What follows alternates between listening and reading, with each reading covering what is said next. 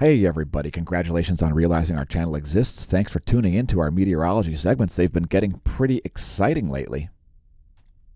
Here at the Smash News Network, least busted name in news, we're starting things out with the water vapor over the Pacific Ocean. Yes, the water vapor over the Pacific. So the jet stream moving through here, and you can see that dry mass of air pushing things through to the east, with a weather system that'll affect the entire country, at least the lower 48. And we're just showing you the water vapor scenario over the Pacific Ocean because the Pacific Ocean is the world's largest heat sink. It's the largest body of water on the planet. It takes a lot of calories to heat up water. I don't know if you were aware of that. Yeah, calories, they're a measure of energy. 1 calorie is the amount of energy required to heat up one milliliter of water 1 degree, or is it a centiliter? I don't remember. It's the amount of energy required to heat up 1 unit of water 1 degree Celsius. Next, we're looking at the surface winds here of the eastern world. Just the western portion of the Pacific showing up here. And we see 2 cyclonic systems here, one east of the Philippines, one east of Japan. Some strong winds around Australia as well, in between New Zealand and Australia. Here are the jet streams of the east. They are blowing backwards once again over the western Pacific. Some major bends in the jet stream here, south of Australia, just at the southwestern corner. Next, the jet streams of the west. Excuse me, this video was originally streamed live to twitch.tv/smAsho, by the way.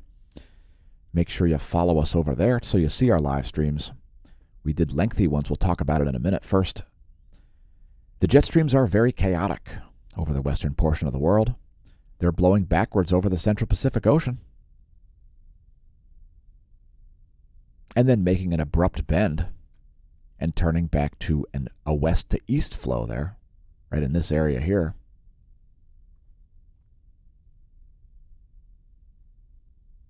Anyway, here are the surface winds. We don't want to spend too much time looking at the jet streams. Strong system off the east coast is being abutted by some dry air. We'll get to that. Next, your weather.gov map, and we've got flooding forecasted for a large portion of eastern Pennsylvania, southern New York, most of New Jersey. Those red areas are flash flood warnings. I believe the Raritan. We'll be doing some unfortunate things today. If your county's lit up, just click your county. We can't cover all those counties. Here's your forecast for precipitation over the next 72 hours. And a 3-day forecast is fairly accurate. We're expecting in about 72 hours that low to be over southern Illinois. It'll still be quite strong, but it will have exhausted a lot of the moisture, which is currently falling as snow in some places. We won't harp on it. Here's your NASA Goes Lightning Mapper. And here's a real-time lightning map from lightningmaps.org. No apparent terrestrial lightning over the U.S. at the moment. Continuing on. And here's your satellite imagery from windy.com. Let me just make sure that this stream is going good, and the stream looks just fine. And just give that a minute to load there, folks. It's probably well worth it. It's some very expensive imagery here, as it requires stitching together of images of nighttime and daytime data. We're trying to show 6 hours. Here we go. All right, now it's animated.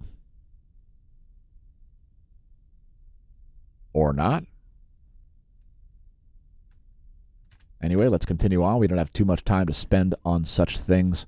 This video was originally streamed live to Twitch, and we did extensive streams yesterday, which included things like coronal mass ejections happening, some spectacular imagery from the NASA GOES SUVI.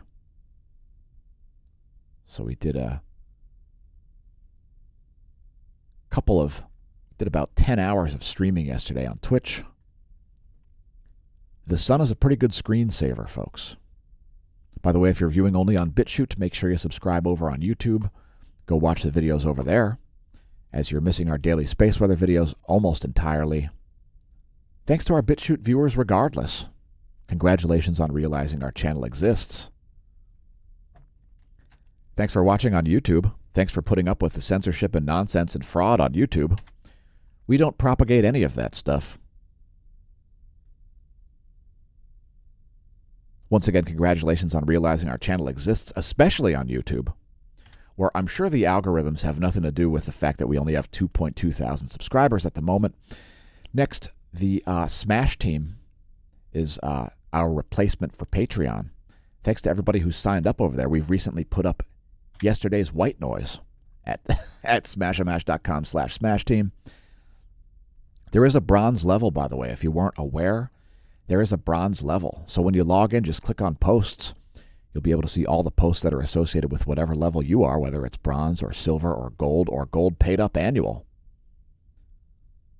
smashamash.com/smash team is the source of the rest of the information that we put out, as we're paid just this side of nothing to put anything on YouTube or BitChute.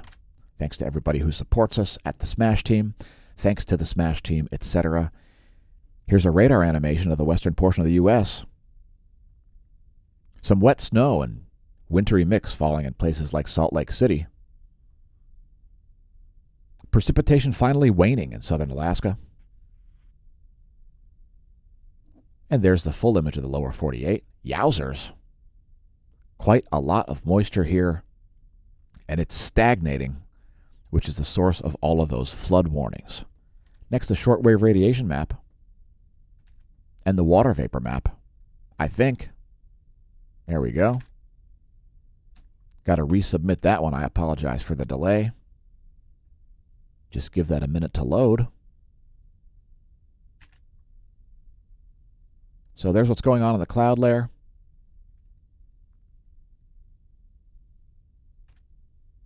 And this dry mass of air, this push of dry mass of air right here, is helping to keep some of that moisture off of the coast.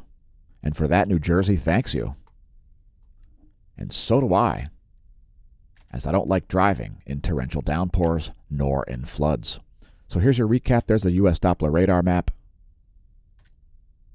There is the cloud layer. And there's the water vapor. That'll be the most definitive map that you can view.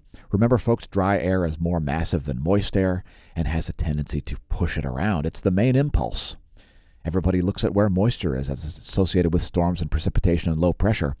High pressure is important too. That dry mass of air is largely in control of the atmosphere. I hope that helps. We hope you're able to forecast your weather. Thanks for tuning in. I've been your host, Dan, a.k.a. smAsho, signing off from the Smash News Network, least busted, naming news.